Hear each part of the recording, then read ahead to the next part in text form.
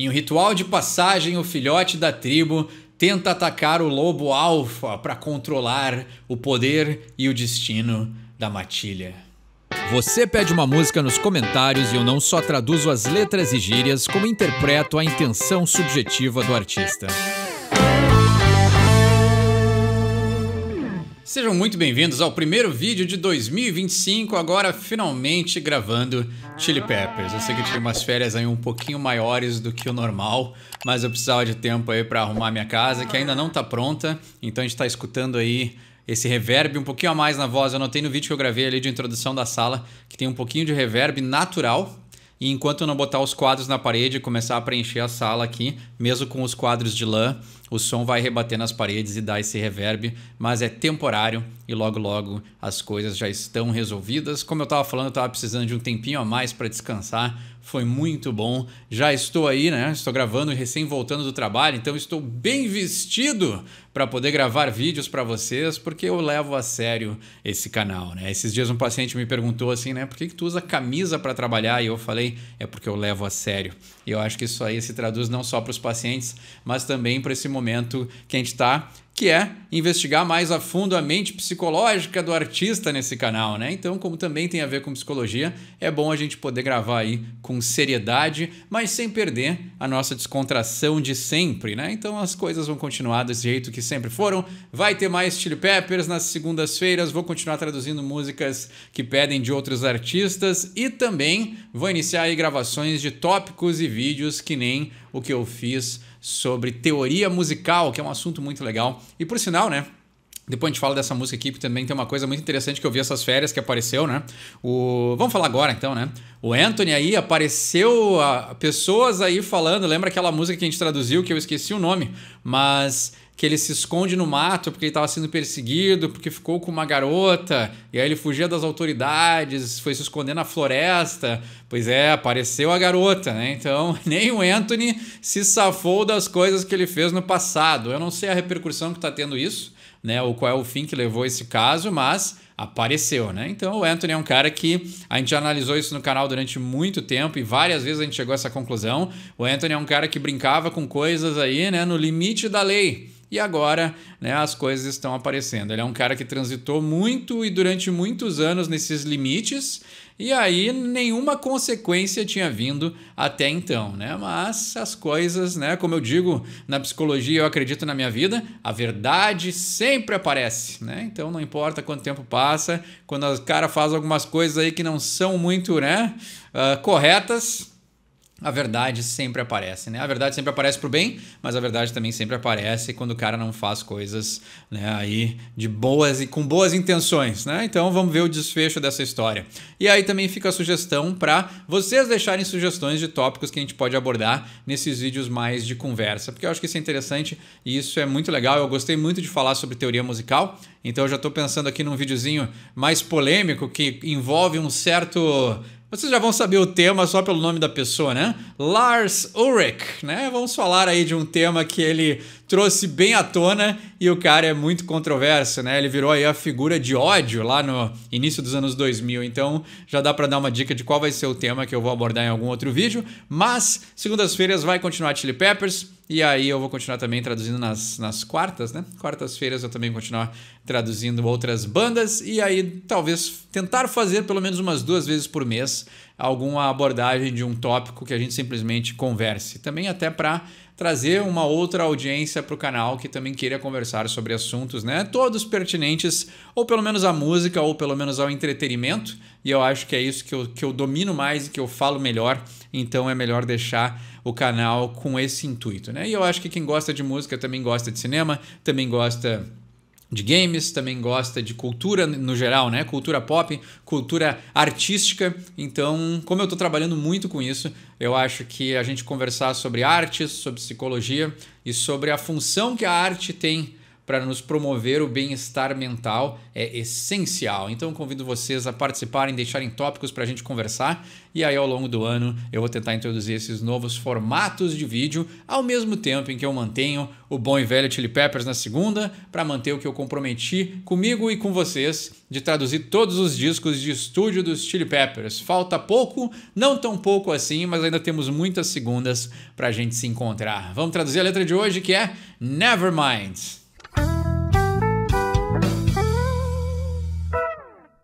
Quem acompanha o canal já sabe que eu falo bastante sobre isso, mas essa letra ela exemplifica perfeitamente a arrogância da juventude, né? Nevermind seria o clássico aí, deixa pra lá, né? Algo sem importância, né? Eu não quero mais falar sobre esse assunto, né? Nevermind, deixa pra lá.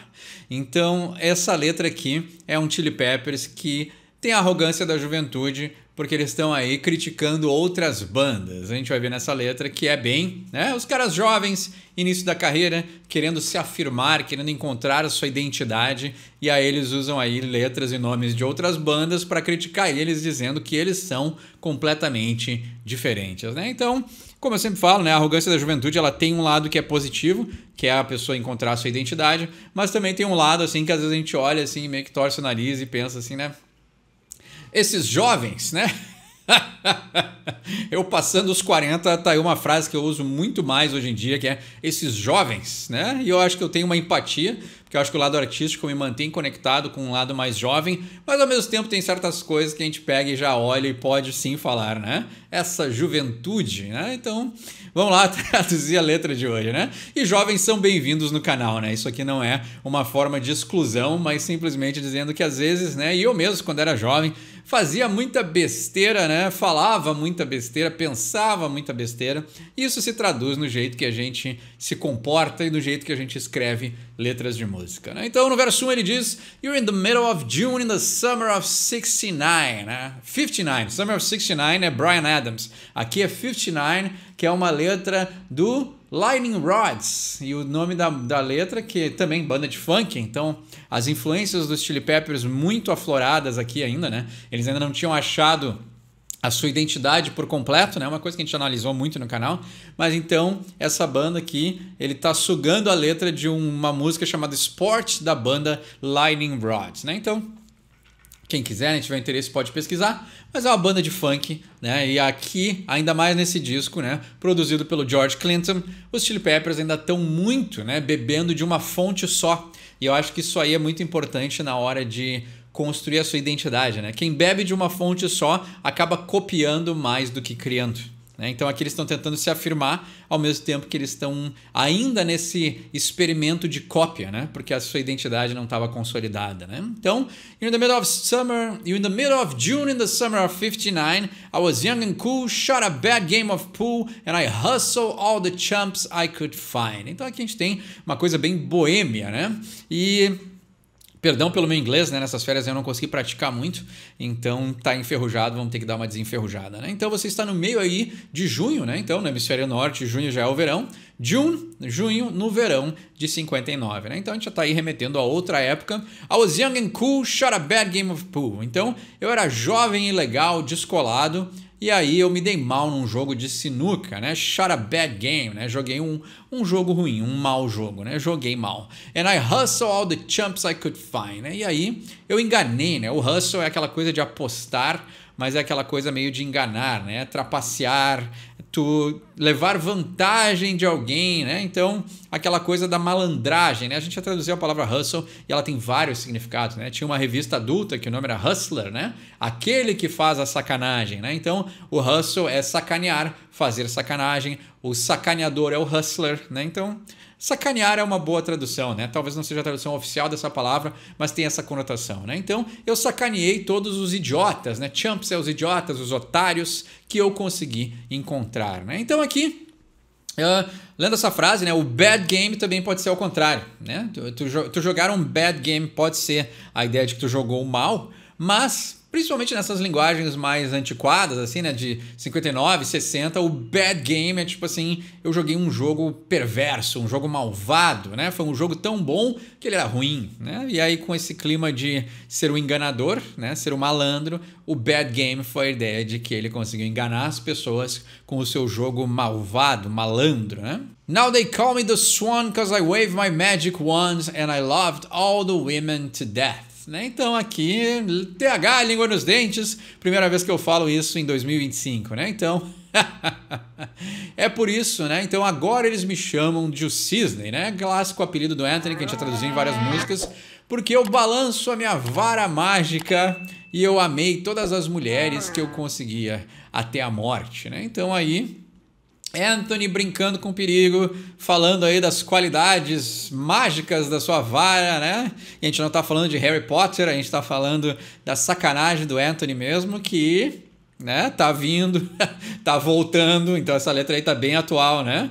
O que ele aprontou no passado tá voltando para assustá-lo no presente, né? I party hard, pack some mean rods and I'll knock you out with a right or left, né? Então, eu fiz muita festa, né? Fiz festas pesadas.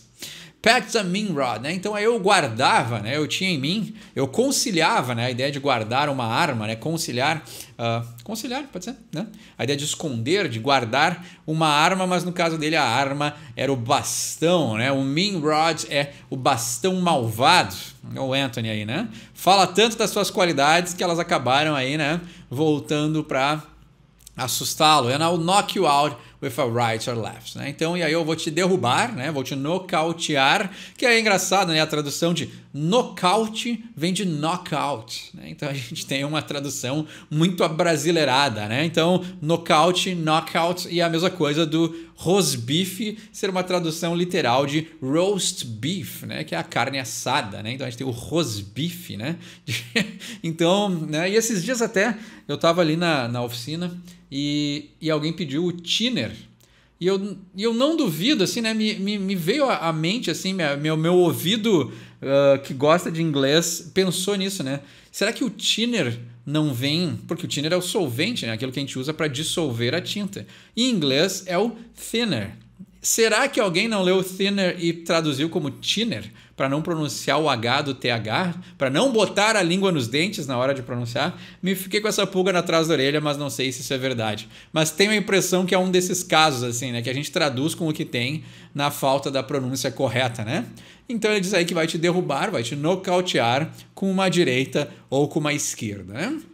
E aí ele diz, never mind the Pac Jam, never mind the Gap Band, never mind the Zap Band, never mind the Funk Scam, né? Então o que ele está dizendo assim, né? Não importa, né? Deixa pra lá a Pac Jam, a Gap Band e a Zap Band e não se importa aí com essa enganação do funk, né? Então ele está dizendo aí, essas três bandas são bandas de funk dos anos 80 ali, bandas que vieram um pouquinho antes dos Chili Peppers, né?